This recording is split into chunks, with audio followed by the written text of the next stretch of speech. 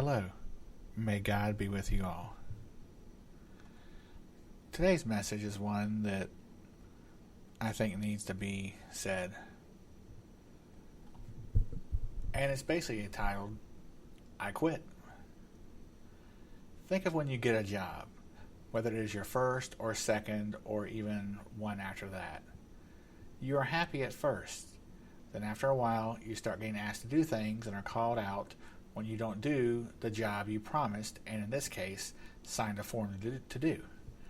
You might get tired of the same people or doing the same thing over and over. Someone makes you mad, so you go off on them, and you just don't feel happy there anymore because things are not going how you want, which is usually a sign that you are not getting your way. And because we're selfish as humans and want to get our way, if something like that comes up, we start questioning what's going on and look for our exit strategy. When you have a job, it isn't about you. You are an employee, part of the company with the commitment you made when signing up. A lot of people sign up for jobs that they don't think about first. They say, this will sound cool, or I know I'll enjoy this, but they haven't thought it through.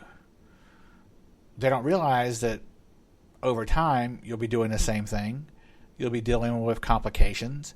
You'll have to compromise and figure out things. But most importantly, you'll have to respect the rules that are in place. And you'll also have to respect how the roles are set up. They don't realize the sacrifice they will have to make and how they will not be able to be selfish and have to think of other people. Some would rather not do the roles they are assigned to or thought they'd like but don't like, and step into other ones that they were not supposed to do that'll cause issues. If you're supposed to be an accountant and you try to step into repairing electronic equipment, that might not work out too well. But while you're doing that, you're leaving your role as an accountant right there not being done.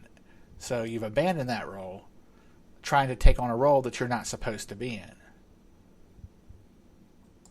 So because of that, you neglect the role you're supposed to have, and then you get upset when you get called out on it or when things don't go well because you have neglected the role that you were put into, that you signed up for.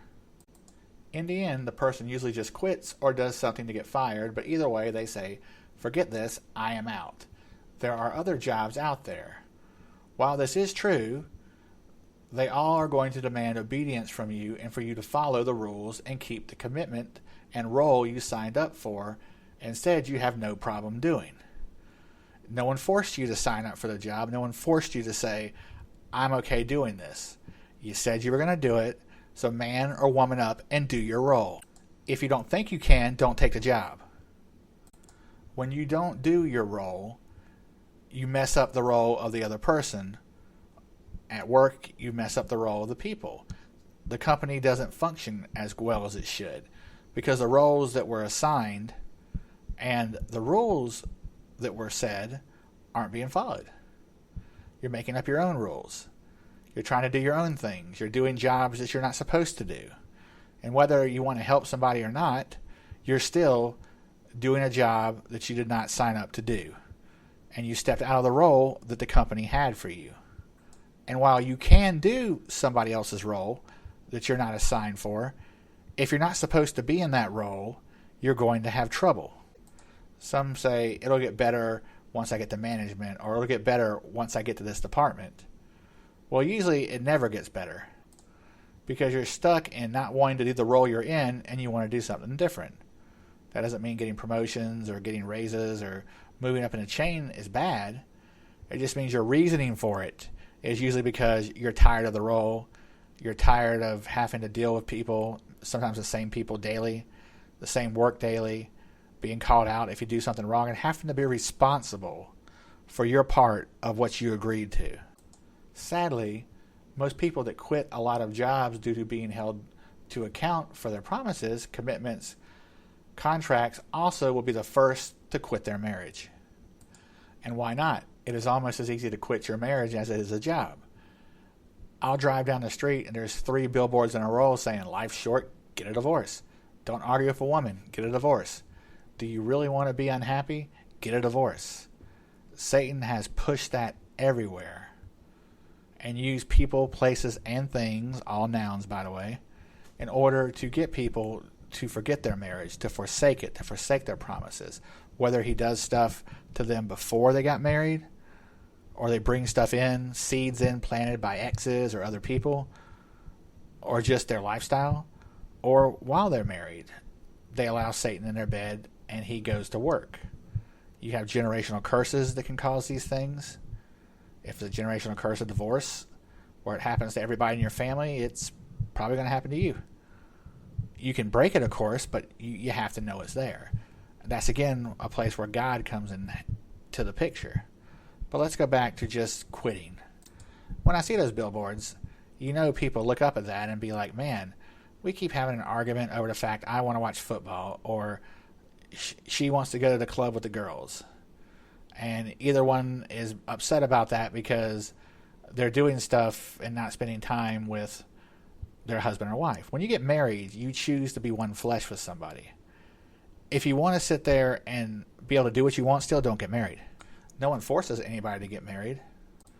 The other problem is when you live together with somebody before you get married, and I was guilty of this several times, you're actually getting the benefits of marriage without the responsibility nor the commitment.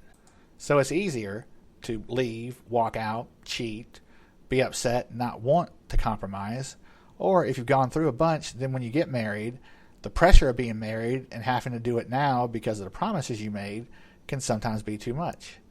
And then there's the sign, life's short, get a divorce. Or just like there's other jobs out there, I quit. Life is hard. It's not going to be easy. Marriage is not easy. But if you stay within the rules and roles that you're supposed to have, it will be easy.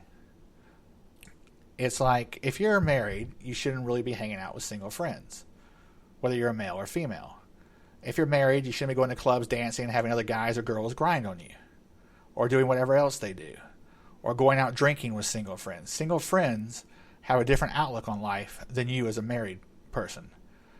And some might resent that you're married because you can't go have fun with them anymore, or they don't like the fact that your husband or wife tells you need to come home and not hang out with that person because they like to drink, get into trouble, and just go and do whatever. Instead of listening, usually it's, well, you can't tell me what to do. And that right there shows that you're not in a Christian marriage under God, because husbands are supposed to love their wives and wives are supposed to respect their husbands. Nothing in that sentence that just happened is anything about love or respect. It's about them. It's about them having fun. It's about them wanting to be free, wanting not to have to submit to dealing with somebody else. And if that's the case, that means that they're not ready to be married. And they shouldn't have gotten married, but they did. But when you're married, you should hang around married people and happy married people. When you hang around unhappy married people, then you become unhappy. When you hang around single friends like to party and go out or meet different guys or girls or just get into things or watch things that are not really good for the spirit or the soul, you're going to get pulled into that. And it might be part of the life you had before and you enjoy, but once you get married, you're becoming one flesh with the person, and all those things from your life that before you were married need to take a back seat. And if you have to give them up, then you give them up. If you don't want to give them up, don't get married. If you get married and say, I still want to do all these things, I still want to hang out with the girls, still want to hang out with the guys, then you're not really being married for the reason of being married. You're being married of, okay, it sounds right, we should do this, or yeah, we can do this, I can marry this girl or guy, and we can have our own lives. You're not supposed to have your own separate lives with separate people. You're supposed to have a life together in Christ with yourselves. And you have a couple of friends, married, of course, that you talk to. If you have some single friends, that's fine, but you really shouldn't be having single friends of the opposite sex, whether you're a man or a woman, that you hang out with. You can talk to them here and there, but to actually hang out and do things with, if you want that, then don't get married. Again, no one's saying you can't do anything. It's just if you want a marriage to work, you have to follow the rules, and you have to do the roles that are assigned. Not that you make up, not that you figure out for yourselves, but the ones that are there for the marriage to work, if you're a Christian under God. If you're not a Christian under God, it's good to follow those rules too and how it's set up, because it will make your marriage happy as well in most cases. So being married means you can't flirt with a guy or girl anymore, or you can't sit there and just go to clubs, go to parties, go out to the bar, go watch sports all day, go do all the stuff you used to do with all your friends who are probably still single and playing games and doing nothing with their lives, or they're married but they're not happy and they're spending all their time away from their people, the person that they're supposed to be with. They're not wanting to be there. They're complaining about them, they're gossiping about them, and that's unhealthy, because then you get the hold of that. You start hearing that, it starts getting in your mind. Then you might have an argument with your husband or wife, and then all of a sudden you start gossiping to one of your friends and say, hey, yeah, this is happening. And then that's how the seed starts. Then Satan plants that seed. And then you start arguing some, then you start wanting to look for other things. Then it comes to a point where you're sitting together watching TV, the cell phone rings, and somebody goes into the next room. If you ever are married and you have to go into another room to talk to somebody, then something's wrong. You're not in that marriage fully, because there should be nothing that you do that your husband or wife can't know about.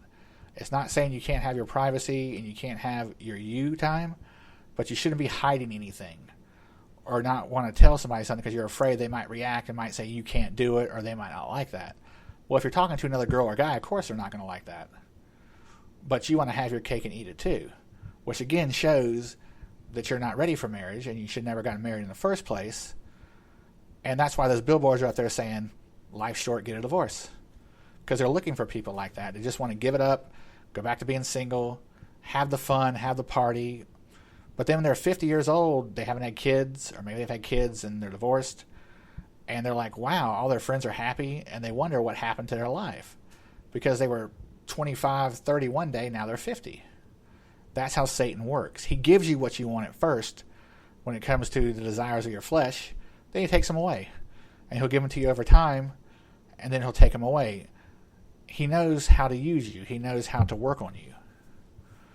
And eventually, if you play his game, you're going to lose. If you're a person to where your friend says, man, I'd love to hang out with you tonight, that's cool, but I'm going to spend time with my wife, and then you are offended by that and say, well, you don't need to spend time with her. Why are you always hanging around her? Or the other way around, if the wife is talking to one of her friends and says, yeah, my husband, I'm going to hang out with him tonight because he wants me to. Well, why are you hanging out with him? You should come and have your own life. You know, you get that from people of the world. And when you're in the world, which means you're not saved and a follower of Jesus Christ, you can be a Christian and get away with a lot of things because Jesus does not condemn. But if you want to be saved in the kingdom, the Holy Spirit will condemn. So Christians can get away with a lot of things because Jesus does not condemn. The Holy Spirit, however, does. So why'd you get married in the first place? Sounded cool to do. You were pressured. That's another thing. You'll get pressured by people, both religious and non-religious, to get married when you're living with somebody or if you're having sex with them. Now, living with somebody does seem cool. I'll be the first to admit I did it several times. And it was pretty nice. Living with a person, having them right there. You two could enjoy each other, enjoy being with each other. But there was no real commitment as far as responsibility for the marriage, promises you made to God. It's just you live together, you're enjoying the stuff that you do when you're married, but you're not married. And it's easier when you don't have that pressure or commitment to stray, to go, to not want to be with a person, and then maybe you end up having kids and that doesn't work out, so then the kids are sitting there wondering what happened. Their life is a struggle. Sometimes it's not. You know, the parents separate and the kids, you know, are fine. I was raised by a single mother. She did great. And there are single fathers out there that do good too. Or they find another husband or wife that's a good father or mother to the kid.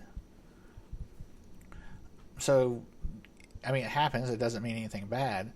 But the point is, the whole point of not living together before you're married is something I had to figure out after I've done it several times.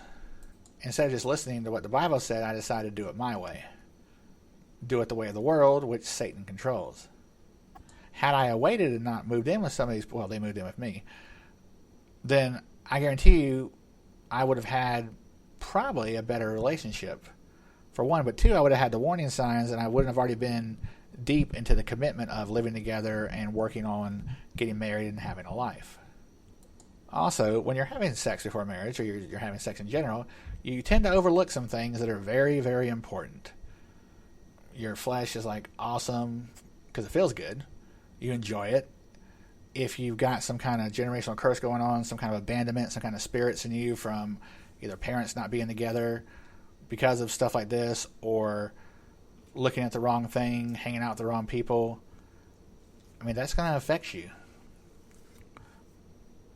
I mean, the world is fun. You can go out, drink, you can party, go to a bonfire, go to like a dance club, go be the center of attention, go have all these people that you don't know talk to you just so they can try to take you home, whether you're like a guy or a girl. It doesn't really matter these days. And you do this when you're living together, but you're not married with the person, and then it just seems natural. So when you get married, in some cases, you continue to do the same thing. And you neglect your marriage, of course, and you're hanging out with single friends who aren't good for married people to hang out with. It's just not, because the mindsets are totally different. Not to mention, you could have a single friend that likes you so much, but then hears you talk about your wife or husband, and they're like, man, I want to be with them. And then you have some kind of obsessed friend coming after you because they've been looking for somebody and they think it's either your husband or wife. There's a lot of things we don't think about. We just think about, oh, cool, I got a person right beside me. We can do what we want. We can just live together. Some people say we can live together for the rest of our lives and never get married. And why people can do that, and that's true. And they can sometimes be happy doing it.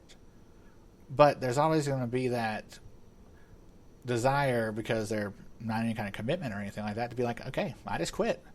But of course, in the marriage nowadays, because it's so easy, and because Satan has destroyed marriage in a lot of cases, it's just easy to say I quit whether you're married or not married with somebody. Then there's a lie of, if you're married, you lose yourself. If you become one flesh with somebody, you can't be yourself, which is why you get hyphenated names and all kinds of other things out there.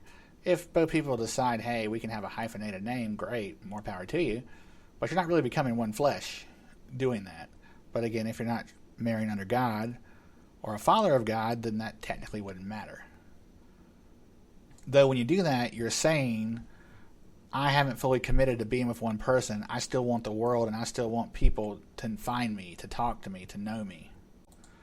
Which is fine, because you can talk to people and people can know you.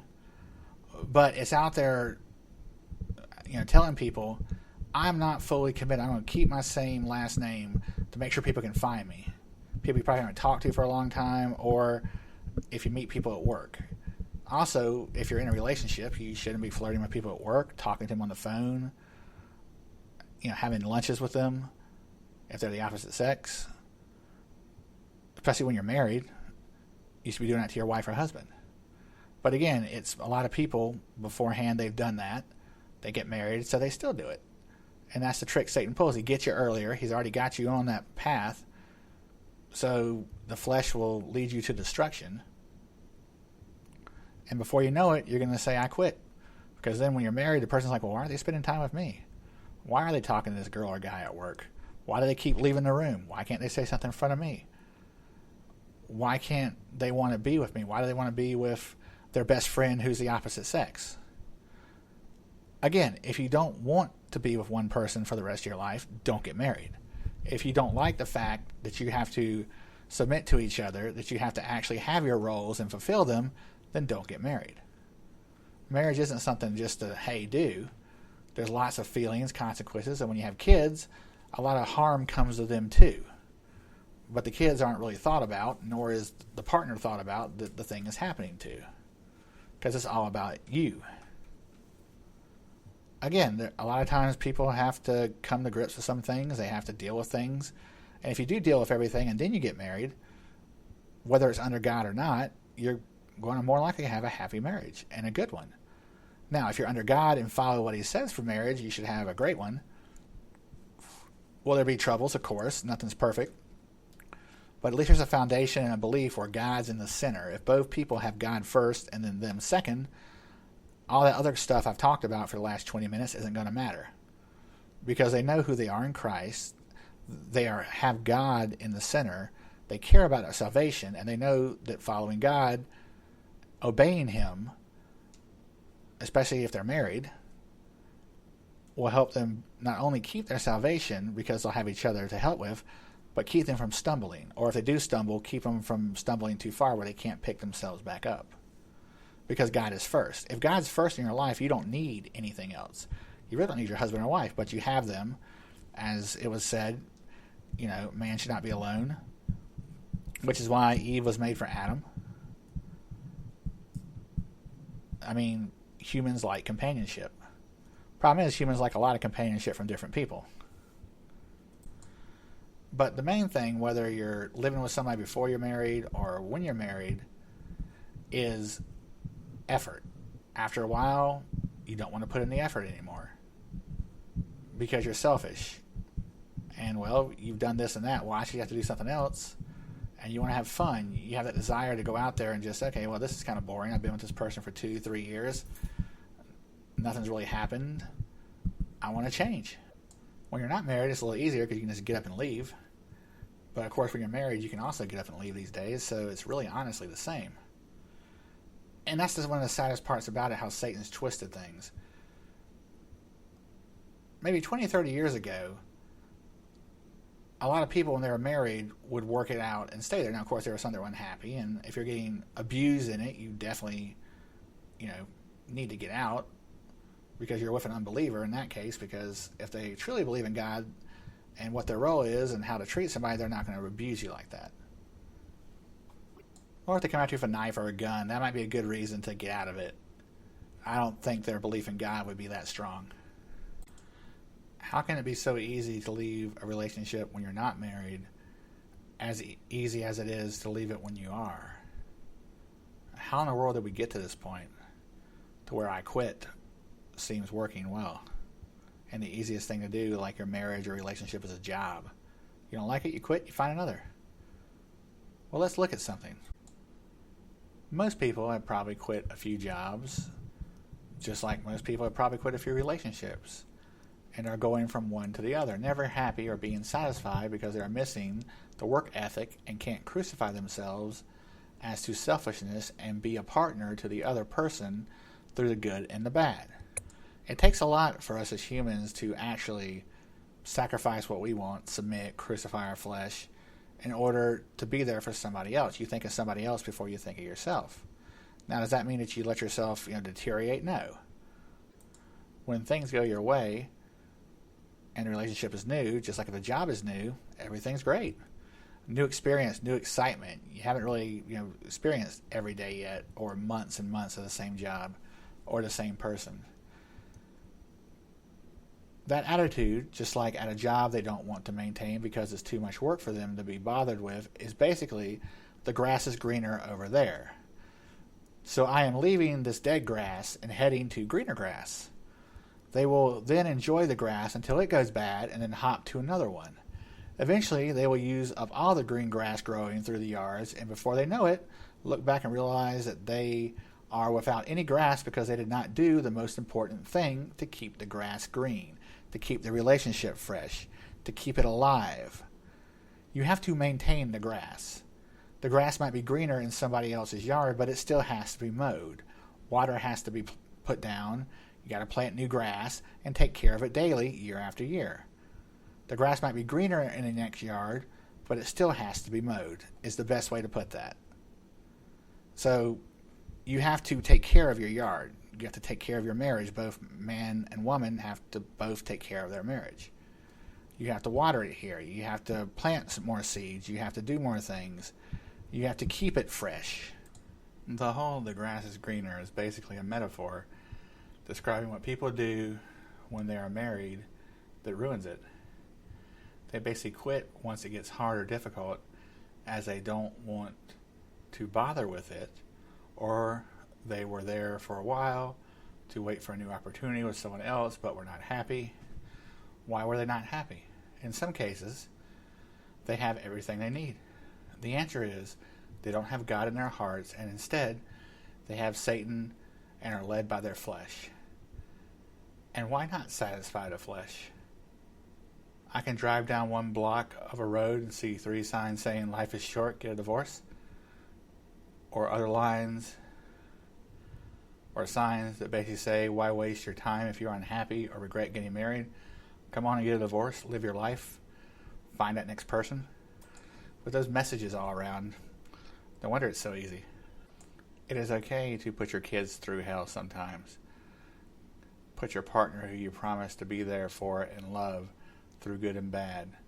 Destroy your family for the selfishness of the flesh. Why not? People on TV do it. Probably a few people you know have. They get into something they were not ready for and had no business being in. Whether the flesh got them into it or not, they still weren't ready for it, yet they got into it anyway. They quit their marriage like they quit their job. It always starts with one or the other giving up or getting tired of having to compromise, fulfill their roles, submit, or be bothered with the little things that their partner does, as if they are perfect themselves. But that doesn't matter to them. All that matters to them is getting what they want. And both men and women do this because they give into the flesh and do all the things that God said not to do, which there are reasons for. But the flesh wants what the flesh wants. And that gets you into trouble. God designed marriage to be for one man and one woman to come together and become one flesh. To be fruitful and multiply. That's it. Any other definition is not what God intended. And any other role other than the ones that He said the roles are aren't what He intended for marriage. And maybe the role you're in is working, but eventually something's going to happen. One of the two is going to get tired of doing the roles they're not really supposed to do or weren't really made for. Just because someone does something doesn't mean you have to. It doesn't mean you can't do it. It just means you don't have to. If you were made for one role, but you want to do the role of somebody else to show you can do it, or think, well, why can't I do that? Well, of course you could do the role somebody else does, but you're just not made for that role. So you won't be able to handle it as well as the person that's made for that role. Does that mean you can't still prosper? No. But in the end, just like at a job, there are rules and there are roles for each person at that job. And when the people stay in those roles and follow those rules, things run smoothly. A marriage will run smoothly because everybody knows their role. We're not talking about yeast or cinnamon rolls. We're talking about their roles in a marriage or in their jobs. If you're right now enjoying the benefits of marriage without being married, which means basically living with somebody, you're setting yourself up for a lot of pain and a lot of trouble down the line. Because if you're living together and having those separate lives and you take those into your marriage, then you're going to come eventually where one of those people from one of the person's lives is going to be in there a little more than you want, and that's going to cause trouble. If you don't live together before you get married, you have your lives to yourself, but then once you get married and live together, you're starting a new life together as one married, one flesh under God. If you haven't had sex before marriage or lived together, you get to experience what it's like being with that person right then and there. Not the 5 years before that or 3 years before that you lived with them and had sex with them and basically acted like you were married but you weren't. But when you would actually be married. And that makes a huge difference in how the relationship goes. Even though some people say, why buy the cow and get the milk for free, or you should test drive something before you buy it. Think about that. If you're saying that, you mean you're holding your either wife or husband, or the woman or man that's going to be your wife or husband, to girls or guys you've been with in the past. That's not healthy. And if you're not happy about how they do this or how to do that, you're not going to be happy with them. With marriage, you don't get to test drive. You have to make a choice, and that's it. Make a choice with the information you have, what you read, how the person acts. Then you just go with it. If that's what you want, and that's what you feel you want, and if you're a Christian, you pray, you ask, is this the marriage you want for me, Lord? And when you're told yes, or you get that sign, then you say, all right, I'm going to buy this car, or I'm going to go for it. not going to take it for a test drive first and see how it is. I'm going to go for it. And as for the cow and the milk, if you're getting the milk for free, probably somebody else is too. Or they will later on. Not everybody is called to be married. For a lot of people, they just can't do it because they can't sacrifice and crucify their flesh or submit to someone else. For whatever reason, they just can't do it. Or they don't want to do it. And because of that, they cause trouble. For those of you not under God or wanting the godly marriage, all these points are good for you too. Because whether you're a Christian or not, if you live with somebody before you get married to them, you're having sex with them before you get married to them, and then you break up, you find somebody else, the sex you guys have isn't as good, or you miss the other person, or you had that argument, you remember what it was like with them, you're letting your flesh dictate what you do if you leave that person to go back to the other one, or you cheat on them, or you stay with that new person, but then you've lived with them, you've been having sex with them a lot, so you missed all the signs that said, this person might not be the best person to be with. The flesh can blind you to a lot of things, and that's Satan's plan, whether you believe in him or not. I can testify that that is true. I know better now. I wish I did back then. There are so many things that you have to have taken care of before you get married. And if you're not letting the flesh control you and make you overlook things, then you'll notice things about that person. You'll know, hey, should I be with this person? If you're a Christian, of course, and asking God and praying, you'll see it because he'll show you. If you're living with somebody, having sex with them, and you say, okay, I'm going to get married so I can be right with God, but not because you believe in what God says, but because you think that once you get married, it's okay to still have sex with a person. But that was one of the main reasons you did it. You don't really know them that well or really want to compromise, then that's not good. And then that's when a lot of marriages also go bad too. But the most important thing, if you don't like it when you're told what to do at your job, or you have to compromise, you have to submit, and you have to do this role, even if you'd rather do another role, that's the role you're in, you're not going to really be good at a marriage until you realize that it's not about you. If you're in a role you signed up for, you need to do that role.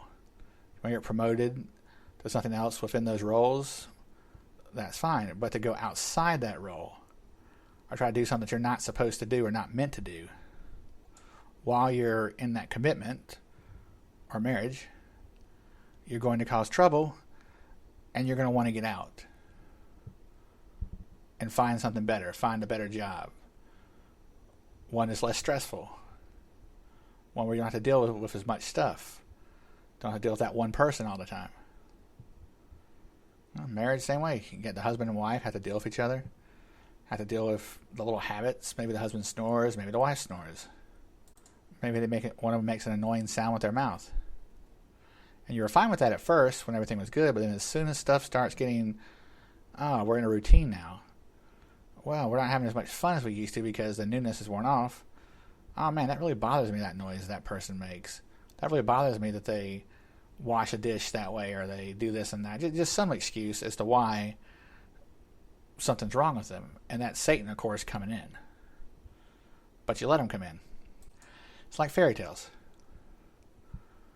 They always say they live happily ever after, but nobody really knows. And when sequels are made of stuff, it usually goes straight to DVD, so obviously the outcome couldn't have been that good. Just like, Sleeping Beauty. Who knows, if she was all hairy for sleeping that long. I mean, hair does grow on your body. Rapunzel could have wanted to get a haircut. Snow White, could have basically let herself go. Prince Charming could let himself go. He might look for another Prince Charming for some reason. Maybe he snores. Maybe he makes an annoying sound with his mouth. Happily Ever After, all it does is sell cards, toys, movies, and a lie. Satan's lie. Because most of those Happily Ever Afters happened after some big, exciting event. And they get married right after that, with barely knowing each other, and then they're supposed to sit there and not have any problems that everybody else has. So you dream of that. You dream of, wow, I want to have a marriage where I live happily ever after. But there's no such thing if you go by the outcome of those stories. Snow White never gets to know Prince Charming that well. Sleeping Beauty never gets to know her guy. Rapunzel doesn't really get to know her guy. It's just all in the emotion, the act of excitement, the thrill. But then the thrill goes away. And then what? And that's the question. Then what? You get married. You're living together as a married couple. Okay, fine. You did the pinnacle. You lived together. You acted like you were husband and wife, even though you weren't. Now you are. Okay, now what? Well, now what is you continue to learn about the person you're with. You keep your promises. Even if you're like sometimes annoyed, you deal with it. Because you made that promise and commitment, and there's no guarantee that the next person you get with, if you do leave the person you're with, isn't going to have something else that's going to bother you. There's always going to be something. If there is something, that's the enemy getting in your mind, trying to make your life miserable and trying to keep you from being happy. And whether you believe in God or not, Satan's going to try to attack your marriage. And marriage is a full-time job. It's a 24-hour a day, 7 days a week salary, basically. And it's a career. But it's such a rewarding career when you're following what you said you'd follow and you're doing the role you're supposed to do. Eventually, if you go from yard to yard, you're going to run out of yards. And eventually, if you go to person, you're going to run out of people, or you're going to be too old that nobody's going to want anything to do with you. Or the people that you want that want something to do with you aren't going to want to, because there are younger people out there that basically will give themselves to God and will be that godly wife or husband. And you'll be sitting there like, well, what about me? When you look back and you see the things you've done and you realize you could have had that too, had you not have wanted to ride the roller coaster of Satan. Ups and downs, get off when you're bored, get back on something new. Something goes bad, just leave instead of trying to fix it. You don't like how the job is going, so you quit. You don't like how the marriage is going, so you quit. And when you quit, the other person or people, whether it's your husband or wife or kids, end up having to deal with it. Deal with the role not being there anymore. Deal with all the unknowns now, all the turmoil that comes from it.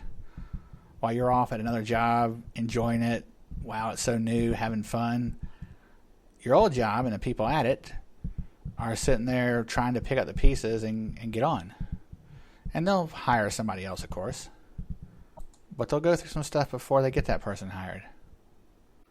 And eventually that new job you're at is going to get stale because you don't know how to keep the job fresh. You don't know how to sit there and just do your role and enjoy it.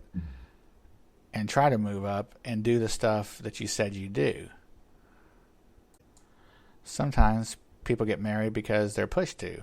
It's the American dream, get married, have a wife or kid, a husband, kids, picket fence. Well, that's just basically a lie from Satan. A lot of people stress out about if I don't have this or I don't have that, instead of just enjoying their lives and enjoying what God gave them.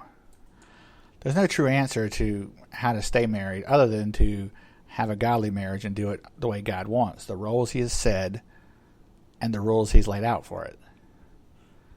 You should try it, especially if it's not going well for you right now, or if others before didn't go well for you and it keeps happening, you wonder why. Give God a try. He'll never let you down, and He will bless your marriage if you follow Him and you do things unto Him, because He made marriage. He defined its roles and the rules for marriage. It doesn't make one or both partners unequal. They each have a role to play, which makes the marriage work. And it's funny, a lot of people that say that's the old ways or that's the old times, they're the ones that aren't married. Or they are married, they got a miserable life. And they want to sit there and make everybody else's life miserable. They'll go on social media and complain about things, or they'll read 50 Shades of Grey and think, man, I'd love to have that relationship when they're with somebody right now. But they'd rather read a book or watch or read some of the stuff like that rather than spend time with the person they're with. Imagining some dream scenario to happen to them because their lives are so boring.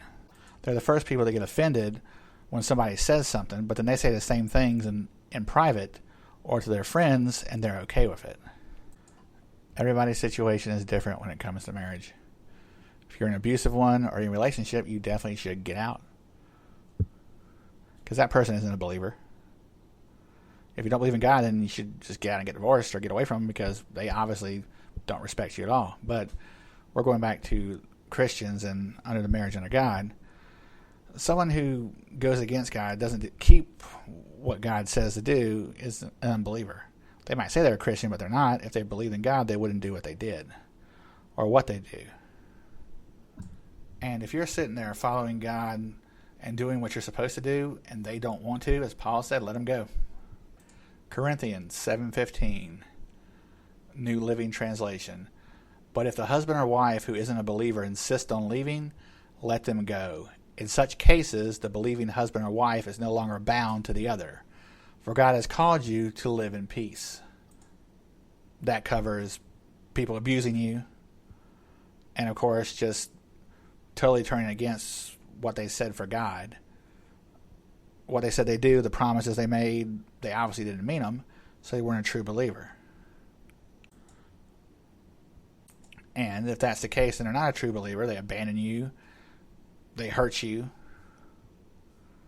which means they're not following God, they're not being the priest of the house, or if it's a woman, they cheat on you, she's not respecting you, and if you cheat on her, you're not loving her.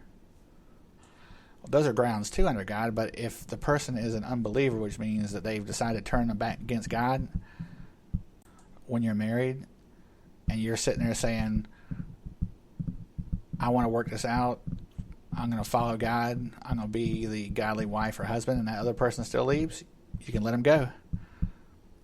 And you can find somebody that will be the godly husband or wife you want.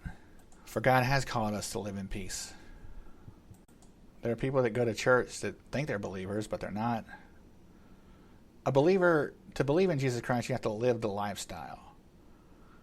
Someone that abandons their husband or wife is not living that lifestyle. Someone that cheats on their husband or wife is not living that lifestyle. Someone that gets bored of the husband or wife and decides to go to somebody else is not living that lifestyle. You can't just say, I'm a follower of Christ, and then do everything contrary to his teaching, everything contrary to what God says. And if you think you're going to get a chance to repent later for it, you might not.